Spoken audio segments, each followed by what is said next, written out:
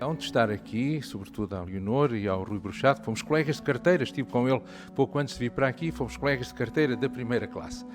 E hoje o que vos vou trazer aqui assim é uma pequena palestra que pensei também, como disseram aqui os colegas que me antecederam, que fizeram pesquisa, e eu pensei, o que é que eu vou dizer sobre loucura, obsessão? E pensei que era interessante também trazer aquilo que nós ensinamos aos nossos alunos. Eu sou professor universitário, dou aulas sobre estas matérias e pensei assim, vou dizer aquilo que, de uma maneira mais leve, que eu ensino aos meus alunos do 4º ano de Medicina. Portanto, é leve. O que é que a Medicina sabe sobre isso da obsessão? Como é que trata as estatísticas, etc. E depois, no final, eu farei uma ligação entre aquilo que eu aprendi a fazer, os meus pontos de vista, e depois vou ouvir a parte final, como é que se trata de um ponto de vista espírita. Portanto, isto é para vos dar a ideia daquilo que eu vou trazer aqui assim e como é que eu planeei esta pequena sessão. Portanto, algumas coisas que vocês irão ouvir serão, eu diria, não tanto desta área, mas da área estritamente médica, da área psiquiátrica, o que é que se sabe sobre isto. E pedi exatamente a colaboração de um colega meu, o mestre João Miguel Pereira, que está a fazer a sua tese de doutoramento sobre este tema, e eu pensei, uma autoridade, portanto, estuda, e disse, João, tu tens uns slides, podes-me emprestar, facilitava-me a vida, e ele emprestou-me alguns, por isso eu quero aqui honrar o contributo dele, que em alguns slides que ele me deu, outros foram realmente escritos e produzidos por mim. Isto dá-vos uma ideia daquilo que são as obsessões mais vulgares. As pessoas... Ora, o slide, onde é que está? Aqui o PowerPoint. PowerPoint será... Não é para avançar, é para mostrar com vermelho. Ora, espera aí. O ponteiro. É o outro. Pronto. Às vezes está tudo no mesmo. Ok. Exato. Para terem uma ideia do que é a patologia que o obsessivo traz quando vem falar connosco, muitas vezes, será que eu desliguei o fogão? E volta atrás, e uma vez, e certeza que eu vim. Mas será que eu mesmo vim bem? E volta de novo atrás. E esta verificação constante daquilo que se fez, sobretudo ligado então às pessoas que estão mais perto da cozinha, será que eu fechei mesmo o fogão? Chega-se a levantar 10, 15 vezes, 30 verificações. Outra patologia é das chaves. As pessoas que fecharam a porta e estão a dar a volta e dizem assim, estou a fechar a porta. E depois dão uma volta, andam 10 passos e dizem assim, mas será que eu verifiquei mesmo? E repetem isto 20, 30, 40 vezes. Para terem uma ideia, portanto, do que é, e isto não são os casos mais graves, que eu falarei de um ao outro. Pessoas que, estou-me a lembrar de uma senhora, já dos seus 60 anos, uma avózinha que tomava conta do neto, e o pensamento obsessivo, enquanto estes aqui são compulsões de verificação, neste caso aqui são apenas pensamentos. E eu tenho uma faca, estou a pelar as batatas, e o pensamento, espeta a faca. E ela, mas como é que é? Eu gosto tanto do meu neto e vem-me este pensamento, espeta a faca. Vejo o horror que é viver neste tipo de situações, para terem uma ideia do que são os pensamentos obsessivos. Mas isto não para aqui, isto parece uma enciclopédia de pensamentos obsessivos. Pessoas que se sentem amarradas ao termo, a uma torneira. O medo de ter gérmenes, o medo de ter uma contaminação, e lavam 10, 20, 30, 40 vezes. Mas será mesmo que eu lavei mesmo ali naquele cantinho da unha? Sim, e agora aquela parte aqui entre os dois dedos? E chegam a lavar, a fazer eczemas graves, porque não podem deixar de lavar. E mesmo quando saem à rua, levam na sua carteira um frasquito de álcool escondido, quando apertam a mão a alguém, olá, como é que passa? E vão logo desinfetar outra vez, com o medo, com a sua compulsão das suas fobias. Portanto, vejam o horror. E claro, muitas vezes a água não chega e tem água oxigenada também para desinfetar pouco aquilo que falta. Outra compulsão muito frequente nas senhoras donas de casa é exatamente a limpeza. Lavam, limpam. E depois vem assim o reflexo de olhar ali para aquele reflexo. Ainda está ali um pelo e vão outra vez lavar. E quando têm de verificar uma roupa qualquer, tiram um pelo e aquele pelo. Eu tive um doente que passava 3 horas na casa de banho. Imagino que é 3 horas na casa de banho. E imagino que não será só para estar à espera, enfim, suceda qualquer coisa. Não, está ali assim, muitas vezes, a limpar-se depois de ter feito. E eu perguntei-lhe, então, mas, enfim, uma vez ou duas, deve gastar assim, sei lá, umas 15, 30 folhas. 30 folhas, 3 rolos de papel. Vejam, além de 3 horas, até sair completamente limpo. Portanto, isto são casos gravíssimos que nós temos que atender. Trouxe-vos aqui, portanto, estes casos. O que é que são? Portanto, o que é que quando eu falo de pensamentos obsessivos? Pensamentos são impulsos, coisas para fazer, ou imagens, aquele pensamento recorrente, persistentes, não abandonam, estão sempre ali assim, são experimentados como intrusivos. As pessoas sabem, isto não tem lógica nenhuma, mas eu não consigo deixar de fazer. Esta é que é realmente uma diferença entre aquilo que é a loucura. O louco tem pensamentos que lhe passam pela cabeça, acredita e acredita que é aquela ordem que recebeu, que é aquela voz que lhe aconselhou isto, e diz, isto é mesmo para mim. Estas pessoas não, dizem, não, isto aqui assim é intrusivo, pá, vem de mim, mas não é de fora, e isto é inadequado, é absurdo, e fico muito ansioso e sofrimento. Portanto, não é apenas uma preocupaçãozinha com a vida real, exatamente por estes exemplos que eu vos trouxe. Esta pessoa faz tudo para tentar libertar-se disso. Mas só a lógica, isto é absurdo, isto não vale a pena, para que é que eu estou a fazer isto? Não consegue, mas tenta tudo para os neutralizar. Então, como é que vai neutralizar? Com uma ação. Porque isto me causa muita ansiedade. Estou a lembrar-me de um senhor que tinha, até teve de largar a sua profissão. Era um homem que fazia moldes para casacos. Então, na sua perfeição obsessiva, cortava e depois olhava, deste lado esquerdo tem um bocadinho, talvez 3 milímetros, e cortava. A certa altura aquilo ia reduzindo, desaparecia, teve de ser reformado porque não conseguia fazer moldes com a sua obsessão. E nesta sua obsessão fantástica, ele, a certa altura, eu perguntei-lhe, mas era só isso, essa simetria? Ah, não, doutor, eu tinha de entrar nas salas e clicar nos interruptores, tic, tic, tic, tic, tic, tic, não. Foram 15 vezes ou 16? Não, tem que ser 17. Tic, tic, tic, tic, tic. E voltava atrás, tinha de entrar com o pé direito, depois dizia, mas se calhar que eu entrei mesmo com o pé direito, bom, também não. E depois tinha a arrumar a sua roupa, dobrava 1, 2, 3 vezes. E estas maneiras de fazer tudo numa sequência chamam-se rituais. Como um ritual da missa, como um ritual qualquer, um ritual onde as pessoas são recebidas. E estes rituais, o fazer tudo desde o início naquela ordem, acalma, dá paz, portanto, neutralizar. Reconhece que isto tudo é obsessivo, que vem da sua mente, que vem de fora, mas não consegue deixar de fazer isto. E há pessoas que ficam só. Também deve ser tão grave para as pessoas como estes todos que eu dei exemplo, a ruminar. Porquê é que eu disse? Porquê é que eu não fiz? Porquê é que o tipo me disse aquilo? E está-me a dizer que eu devia ter respondido aquilo. E ficam nesta ruminação, aquilo que ouviram, aquilo que deviam ter dito, e aquilo que devia ter sido, e ficam a ruminar, e não saem disso, não chegam a conclusão nenhuma, não têm resposta, claro, e ficam como se fosse assim numa filosofia. Mas porquê? Porquê assim? E não saem disto. São ruminações que não avançam. Isto aqui dá-vos exemplo do que são impulsos. Eu tive um senhor, ainda do tempo em que os padres usavam batina, não é? Até abaixo, e ele dizia, doutor, isto é uma coisa, eu sou um homem católico, eu vou à missa, e quando o padre passa com aquelas vestes, dá vontade de meter a mão por baixo, e o homem sofria com aquilo porque era um pecado, quer dizer, são impulsos deste género que as pessoas têm que fazer qualquer coisa, e então não consegue controlar, e muitas vezes são obscenidades, vontade de dizer as neiras, vontade de se atirar pela janela, e as pessoas não percebem porquê, portanto vejam impulsos. Imagens que vêm à mente. A pessoa às vezes está a fazer o seu trabalho, escrevendo no computador, e passam-lhe imagens terríveis, como esta pela mente, são imagéticas, fulgurantes, repetitivas, sempre a mesma, e a gente não percebe, mas porquê aquilo? Aquela imagem, eu não tenho nada a ver com aquilo, agora uma serpente a passar-me sempre, esta imagem, eu não consigo largá-la, e muitas vezes são repulsivas. Portanto, vejam a ideia do sofrimento destas pessoas. E ainda, já falei, o tal das contaminações, a manias de limpeza, os rituais de lavagem, chegam a tomar banho às vezes durante horas a lavar as mãos. Mas também pensamentos sexuais inaceitáveis, como esse que eu contei muitas vezes do padre, ou outros relacionados com fantasias que nunca irão realizar, mas que aquilo os obceca, que tenho de fazer isto, ou então, mas eu não tenho nada a ver com isto, eu sou uma pessoa, só quero ter pensamentos puros, mas aqueles pensamentos intrusivos, sempre a repetir. Também.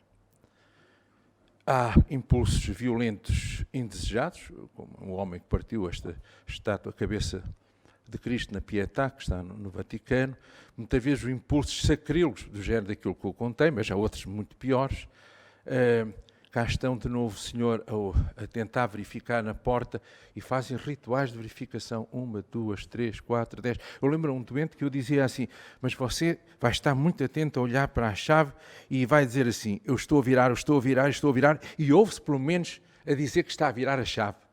Ok, aquilo resultou durante aí uns 2, 3 dias, depois assim, mas será que eu estava a ouvir bem? A dúvida é qualquer coisa de terrível nestes doentes. É a dúvida. Estão sempre na dúvida. Fiz bem? Eu vou, não vou? Estas pessoas numa fase mais leve vão fazer compras e vão fazer compras e estão a olhar para aquilo. Compro ou não compro? Eu devia levar, por um lado é isto, mas por outro lado tem esta vantagem. Não, mas que custa. E ficam nesta dúvida metódica para trás, para a frente. Vou, não vou? Digo, não digo? Compro, não compro? A dúvida é algo também que persiste. Bom, estamos aqui assim, portanto, numa definição que isto é a nossa Bíblia, pronto, é onde está tudo classificado, é uma Bíblia dos americanos, o DSM, onde diz quando é que nós dizemos que temos este diagnóstico. Portanto, de certo modo, aquilo que eu disse, de uma maneira ou outra, mais simples, mas isto aqui é tudo escrito para a gente ver se cumpriram estes rituais.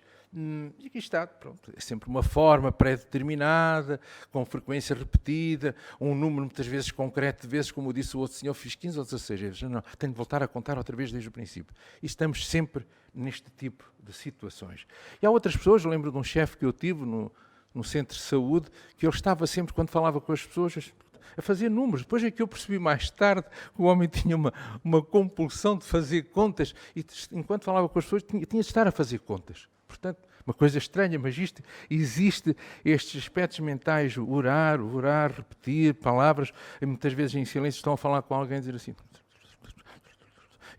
Penso que estão a rezar, mas não estão com esta compulsão, muitas vezes como se quisessem defender-se de algo que atribuem. Esta pessoa traz uma má onda, e eu vou dizer isto, Deus me ajuda.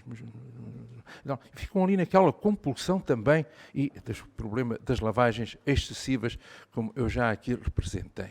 E cá estamos nós depois, novo catálogo, a dizer como é que se define. Estes catálogos de doenças têm um interesse para estudos internacionais. Quer dizer, em qualquer país a pessoa chega ali e vê esta definição e diz, pronto, estou a estudar um caso. E noutro país a pessoa diz assim, tenho também uns casos clínicos exatamente com a mesma definição, e isso permite fazer uma comparação de diagnóstico, uma comparação de tratamento, e vejam que exigem, para estar nesta categoria, pelo menos 1 hora por dia a gastar este tipo de situações, e não podemos dizer que há outra doença mental. Portanto, é um doente obsessivo compulsivo. Não tem outra doença mental, é só aquela. Senão, poderíamos considerar isso como uma outra causa, como, por exemplo, abusos de substâncias, abusos medicamentosos ou outra condição médica, como eu irei dizer em seguida, que também podem dar este tipo de sintomas. Portanto, é uma situação estritamente apenas mental,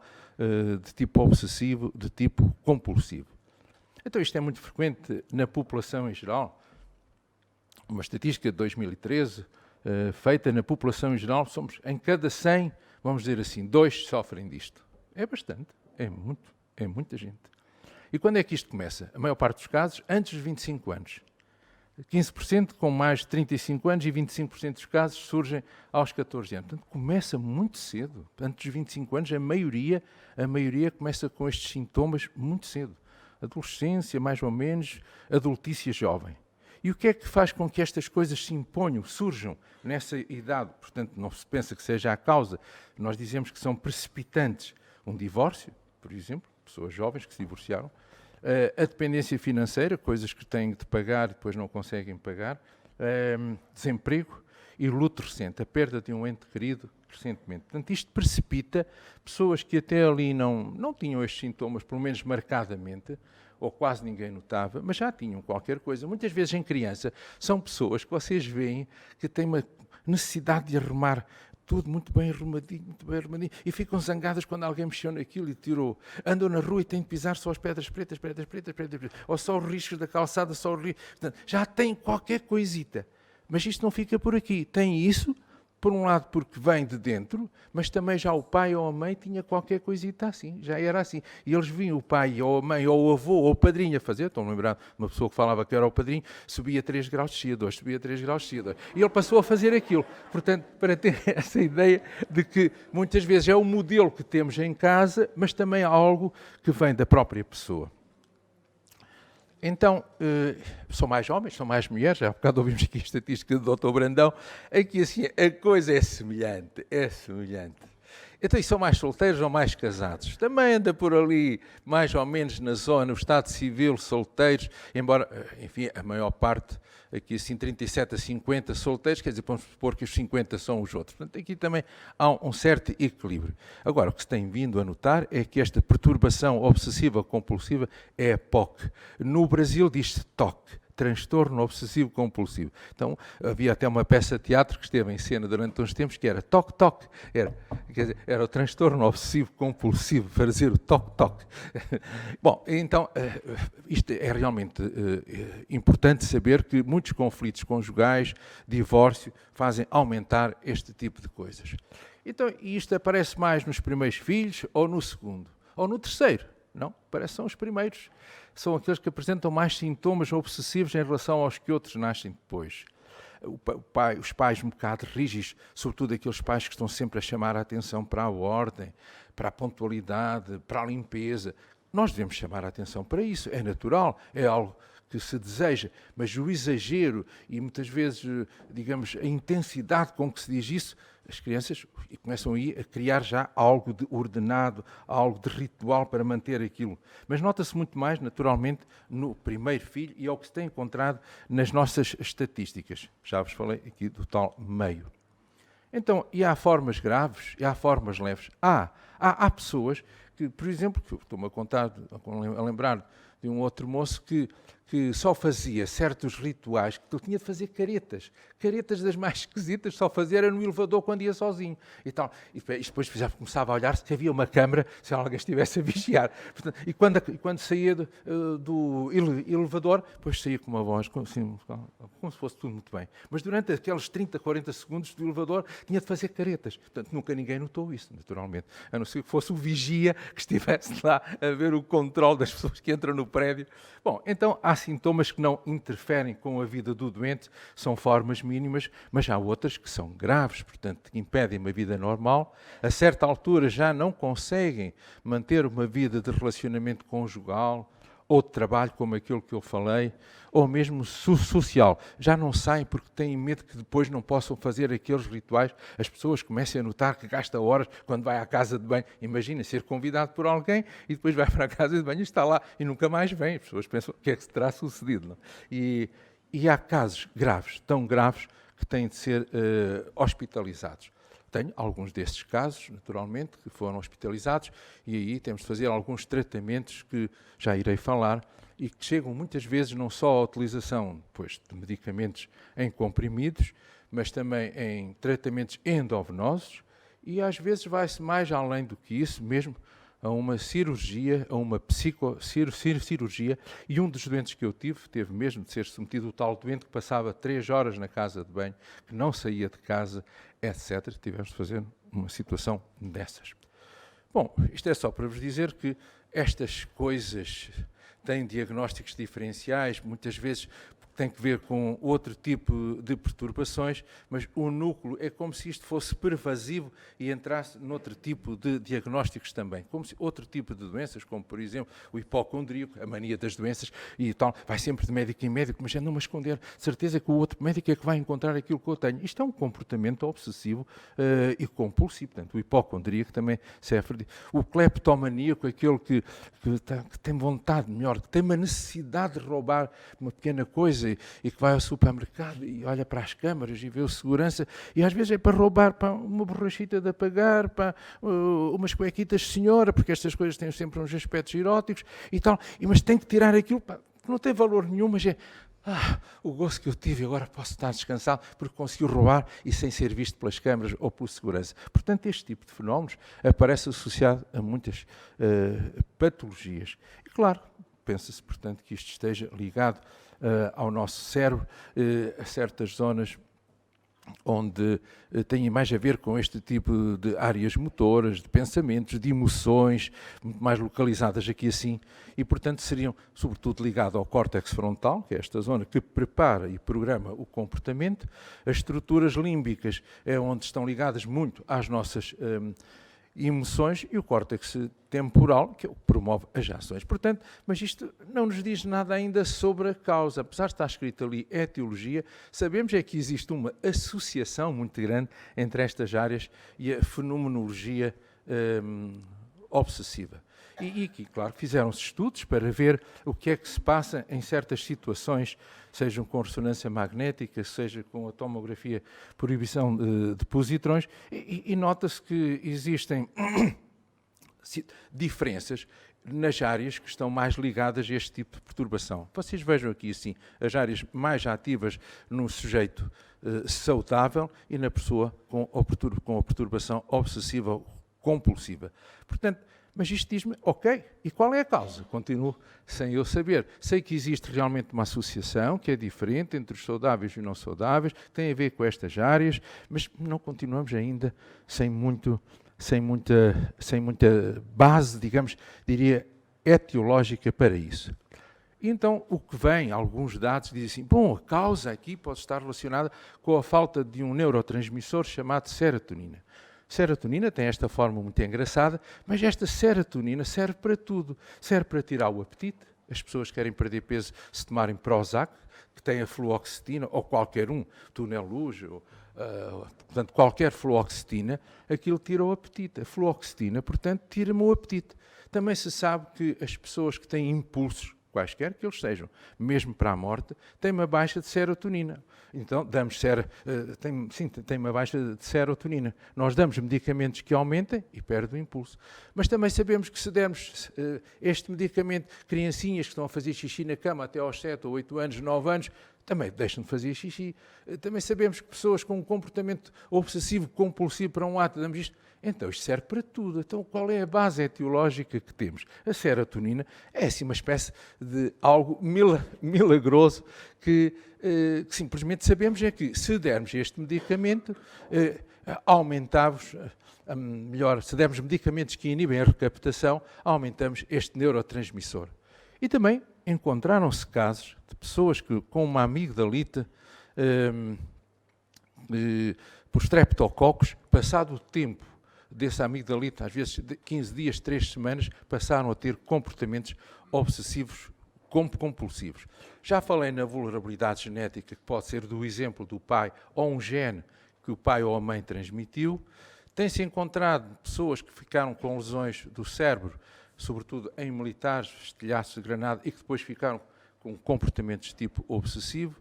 Algumas formas de epilepsia, que é sempre aquela maneira de suceder no meio de uma bonança completa, surge um ato quase em rapto, quase impulsivo para fazer aquilo, e repete-se, e repete-se, e repete-se, formas de epilepsia, e nas crianças, como há pouco eu já referi. E tem-se encontrado pessoas que, com amigdalites às vezes maltratadas, passaram a ter movimentos, parecem coisas esquisitas, têm movimentos de coreia, estes movimentos, mas sobretudo também esta infecção pode levar a comportamentos de tipo obsessivo-compulsivo. E na genética, o que é que se sabe?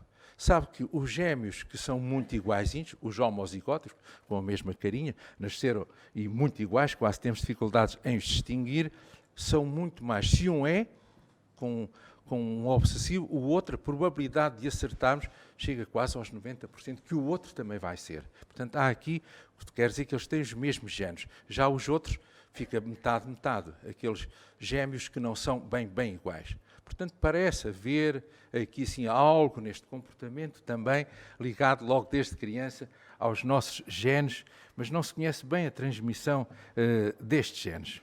E há uma doença grave, o Gilles de La Tourette, este aqui muito grave. São pessoas que estão a falar e que quem viu essa peça de teatro Toc Toc, via que havia um médico que fazia o tratamento, sofria deste síndrome de Gilles de La Tourette, e ele aproveitava as sessões de psicoterapia para se tratar a ele e fingia que era doente.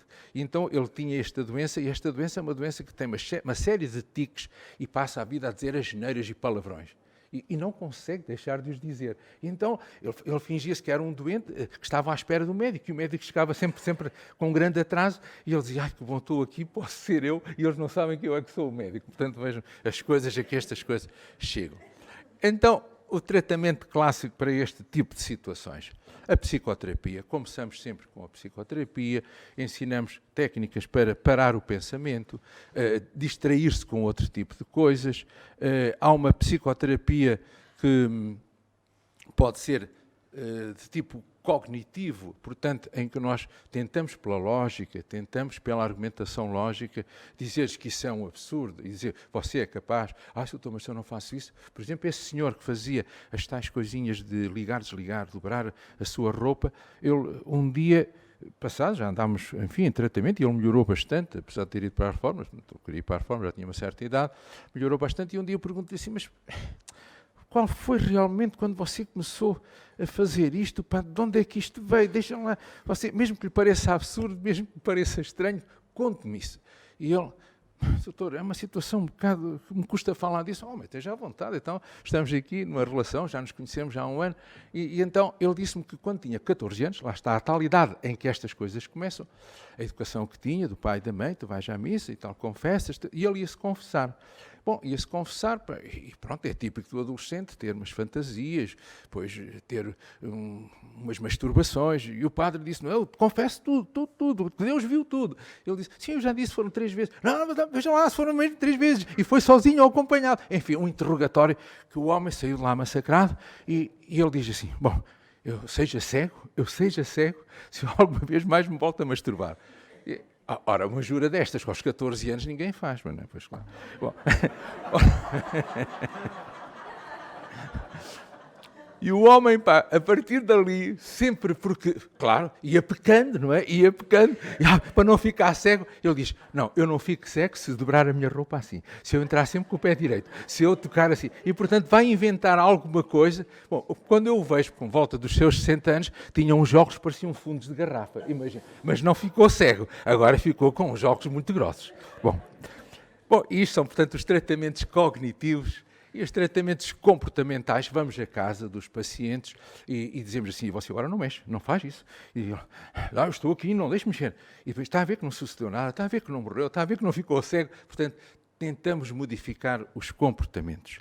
Mas muitas vezes isto não dá e então vamos para a terapia farmacológica que passa pelos tais medicamentos que vos falei há pouco, que fazem subir muito a tal serotonina. Mas mesmo essa não dá e muitas vezes temos de ir para a psicocirurgia. Esse doente foi o doente mais grave, foram operados no tempo do Egas Muniz, portanto estamos no princípio do século passado, foi o que deu o prémio Nobel ao Egas Muniz, foi este tipo de intervenção. Só que aquilo na altura era feito assim, tal, fazia-se aqui um corte, olha, e vê-se. E as pessoas ficavam, alguns dizem, pareciam vegetais. Bom, não eram vegetais, mas ficavam um bocado apáticos, porque o corte era demasiado grande, mas já não tinham esta implicância com a vida do dia-a-dia. Hoje, a psicocirurgia é feita como se fosse um pontinho esferográfico na cápsula interna, e no caso deste meu doente já foi um desenvolvimento da psicocirurgia que fizemos, que é uma estimulação cerebral profunda. Portanto, fazemos um buraquinho aqui, outro buraquinho aqui, e implantam-se uns elétrodos que depois descem como se fosse um pacemaker, que tem aqui assim uma espécie de um pacemaker, de certo modo, com uma pilha e com um transdutor magnético, nós podemos ativar essa estimulação no lugar 1, 2 e 3, ou 2 e 3, ou 1 e 3, ou 2 e 1, e, portanto, podemos ver as áreas do cérebro que vão responder melhor à obsessão. Portanto, já não se opera de modo definitivo. Se quisermos, podemos tirar e não fizemos nenhum corte definitivo no cérebro. Só que este tipo de intervenção, eu vi coisas do Arco da Velha. Consoante nós metemos aqueles elétrodos, isto é muito primitivo, num cérebro tão fino como o nosso. É que quando estimulam certas áreas, o homem a certa altura ralhava com o pai, um homem muito sossegado, tal. Nós já alterámos logo o estímulo para o 2 e 1. Depois, outra vez vem o pai, doutor, ele agora começou a comprar revistas pornográficas e tal, e diz-me uns palavrões. Torna outra vez a alterar aquela estimulação. A certa altura, nós chegámos à conclusão que ele melhorou muito pouco. Em vez das 3 horas, agora está a 2 horas e meia. Bolas, pá. E o homem submeteu-se à cirurgia, teve estes intermédios todos, como eu contei, e não tivemos ainda a solução, e ele continua assim. Portanto, isto é o último recurso, como eu tenho aqui assim, e vejam que tem algumas condições, havia um grande sofrimento psíquico, causa extrema, mas neste caso deste doente não tivemos assim grande sucesso. E, na verdade, os fármacos dão-nos um sucesso que não é total, 35% a 70% das pessoas que melhoram. Vejam, portanto, que há muita coisa ainda que nós não percebemos e que, pelo menos utilizando os nossos tratamentos da psiquiatria mais moderna, não conseguimos mais do que este sucesso.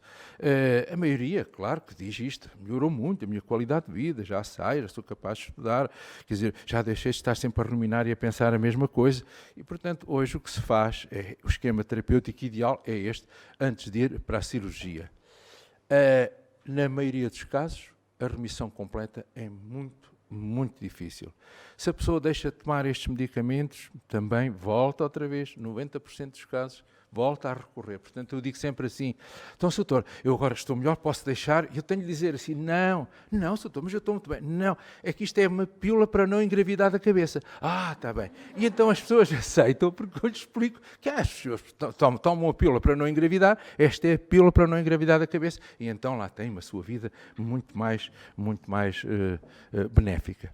E, portanto, isto faz pensar que, possivelmente, haverá outro tipo de causas que nos escapam, já estivemos aqui, e de certeza que nestes 2 dias estiveram a falar, e eu próprio também tenho pensado um pouco sobre estes assuntos. E, claro que me interessei, na net aparece muito, e fui ler também o que é que se faz. Isto é um livro clássico, muito antigo, que eu tenho lá em casa, da medicina dos espíritos, onde casos semelhantes a este foram contados, e com melhorias fantásticas. Ok, sim, portanto faz pensar que existe um espírito obsessor e que foram, portanto, tratados. Eu acho que sim, é também uma hipótese. Mas também tenho verificado que muitas vezes somos nós que criamos essas obsessões. Muitas vezes porque ficamos, porque é que eu disse, porque é que eu não disse, porque é que ele me fez, porque é que eu... E somos nós que ficamos a encucar, e muitas obsessões são criadas por nós e são tão estranhas que pensamos que é de fora. Mas muitas, eu diria, grande parte, talvez 50%, são criações nossas. No outro dia, numa sessão de hipnose clínica, as pessoas, quando estão em hipnose, estão num estado especial de consciência, uma senhora me falava de um namorado que não conseguia esquecer, mas o namorado também a tratava mal, e depois aquilo que acabou mal. Enfim, uma série de coisas. Subitamente, durante a sessão, ela diz assim, estou a sentir a mão dele. A mão dele de quem? Eu não estava a tocar a senhora. E eu disse, não estou a ver. E a senhora pergunta, mas é a sua mão que está a pôr na testa? Eu disse, não sou. É ele está aqui.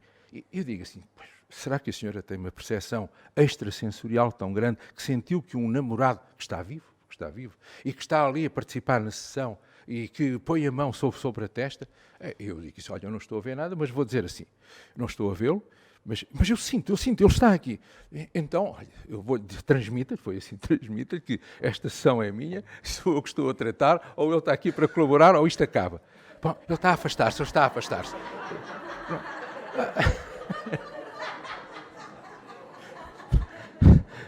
Portanto, isto sob hipnose, tudo é possível, a imaginação. E a sessão continuou e o homem foi-se embora. Bom, portanto, este slide que eu tirei da internet, que a medicina reconhece a obsessão espiritual, isto é tirado de um blog de alguém que recebeu uma comunicação do Sérgio Filipe, que eu conheço, e que também temos às vezes uns pacientes comuns, que vão para o Brasil, mandam para aqui, e alguém disse isso. E eu interroguei, será uma medicina como esta que vocês têm aqui nesta casa, quer dizer, que é uma associação de médicos espíritos, porque a medicina, digamos, clássica, como eu aprendo, como eu aprendi, como eu ensino ainda, a gente não pode reconhecer isso. Quer dizer, eu faço isto, ou explico algumas destas coisas que estive aqui a falar, num contexto de formação já para especialistas e que eu falo sobre um mundo que eu digo, não posso falar assim tão claramente, digo, portanto, que isto são metáforas do inconsciente, não é? Ok, são metáforas, pois claro. Está a falar com o imago de uma pessoa que conheceu e que agora morreu. O imago é a representação mental e a sua imagem que tem, portanto, e conseguimos, enfim, explicar estas coisas sem ferir as suscetibilidades. Portanto, diga isto, a interrogação é, reconhece, mas não reconhece assim tão bem. E, portanto, temos aqui slides que seriam bons para explicar um pouco isto tudo que estive a falar, mas que é muito difícil eu conseguir fazê-los passar a meus alunos numa escola universitária, clássica e tudo isso. Portanto, eu digo que isto são representações, que são mentais, que são, digamos, metáforas do seu inconsciente, são os mitos pessoais. Portanto, arranja uma quantidade de explicações psicológicas. Pronto. E depois as pessoas já ficam com uma ideia que deve haver um mundo que não se toca, que não se vê, que não se sente, mas que atua. E eu dou umas explicações psicológicas. Por isso é que eu disse há pouco, a medicina não, talvez alguma. E depois vemos aqui, assim, realmente algumas doenças mentais que são criadas pelo próprio, pessoas que têm, digamos, alucinações ou que têm uma personalidade que nós dizemos múltipla, neste caso dupla, do Dr. Jekyll e do Mr. Hyde, e diz assim, mas como é que ele está assim e passado um bocado já está de outro modo? Aqui há qualquer coisa com ele. E existe também esta entidade clínica, na verdade, de doenças mentais, com alucinações. Existem estas dissociações da própria personalidade, que antigamente se chamavam de tipo personalidade múltipla, para dizer que outras causas disto, o próprio Fernando Pessoa, numa interpretação que eu fiz na altura, posso dizer que ele é um caso de personalidade múltipla, mas de alto rendimento, porque ele próprio... Estão a ver, eu posso explicar as coisas assim. Portanto, um homem com muito rendimento e por amor à causa literária e porque bebia uns copositos na altura daquele líquido verde, como é que aquilo se chamava, não me lembro. Sinto, exatamente, altera isto tudo e aí permite, como naquele slide que eu mostrei do canto esquerdo, que possivelmente, enfim, ele tenha outro tipo de inspiração e, portanto, podíamos dizer assim. Mas também sabemos que muitos fenómenos surgem de modo estranho, simplesmente porque as pessoas tomam drogas ou, por exemplo, isto é um caso da Idade Média em que as pessoas tinham um pão de centeio com um fungo que tinha aqui assim o claviceps purpúrea, e é deste fungo que se extrai o ácido lisérgico, que é o LSD. Portanto, um pão feito com centeio, com muita riqueza deste fungo, também dá alucinações, tipo obsessivo, e, portanto, e situações também mais étnicas, em que as pessoas, num esquema mais ligado a alguns cultos religiosos, são capazes também de entrar em comportamentos obsessivos, só que estes aqui controlados e têm, de certo modo, um contexto e, portanto, nem são considerados doenças. Mas o comportamento pode vir a ser também considerado obsessivo. A situação sobe de nível quando estas coisas de tipo obsessivo chegam, portanto, a algo que é a própria Igreja que se preocupa. E o Papa João Paulo II diz, sim, mas há comportamentos tão estranhos que, se calhar, aquilo que se fazia antigamente e de que já se falava, que era os exorcismos, temos que saber alguma coisa sobre isso. Portanto, vejam quando comportamentos tão estranhos como aquele referiu, faz pensar que havia casos ditos de possessão. E, portanto, isto tem uma tradição, num livro do século XVI, XVII, que é o Martelo das Bruxas, e que tinha, digamos, a primeira codificação de quais eram os sinais de obsessão.